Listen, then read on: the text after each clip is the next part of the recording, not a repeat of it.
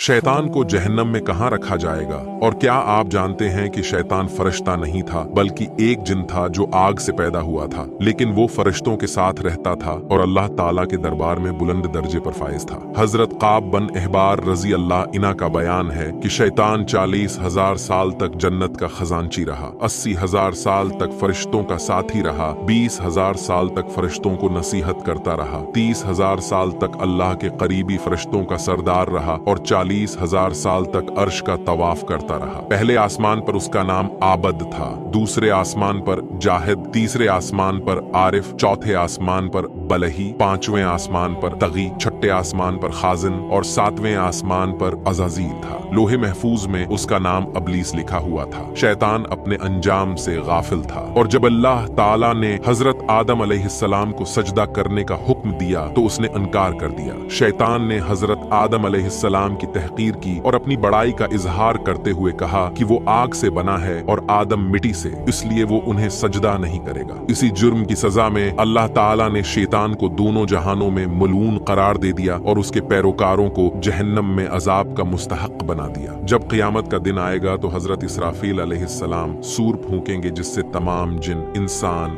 जानूर, फरिश्ते और शयातीन मर जाएंगे। फिर 40 साल बाद दोबारा सूर फूंका जाएगा और तमाम मखलूकात दोबारा जिंदा हो जाएंगी। क़यामत के दिन नेक और बद अफराद को उनके ऐमाल के मुताबिक सजा और जजा दी जाएगी। जहन्नम के 3 तबकात होंगे। पहले तबके में मुनाफिकीन होंगे, दूसरे तबके में वो लोग होंगे जो शैतान के पैरोकार थे और तीसरे तबके में आम जाहल कुफ्फार होंगे। शैतान जहन्नम के दूसरे तबके में अपने पैरोकारों का इमाम और सरदार होगा, लेकिन क़यामत के दिन वो खुद भी उनसे भाग जाएगा और कहेगा कि वो खुद को भी नहीं बचा सकता, तो उनकी क्या मदद करेगा। कुरान और हदीस में अल्लाह ताला ने शयातीन से बचने के तरीके बताए हैं। एक हदीस में जिक्र है कि जब कोई शख्स नींद से जागे तो वजू करे और 3 मरतबा नाक झाड़े, क्योंकि शैतान रात भर उसकी नाक में बैठा रहता है जिससे सस्ती गालिब आ जाती है। एक और हदीस में हुजूर सल्लल्लाहु अलैहि वसल्लम ने फरमाया कि जब गुस्सा आए तो आउज़ बिल्लाह मिनश शैतानिर रजीम पढ़ा करो। सूरह अल बकरा की तलावत से घर में शैतान दाखिल नहीं होता और बुरा ख्वाब देखने पर बाएं जानिब थूक कर शैतान के शर से अल्लाह से पनाह मांगनी चाहिए। अल्लाह ताला से दुआ है कि वो हमें शैतान के शर से महफूज रखे। आमीन।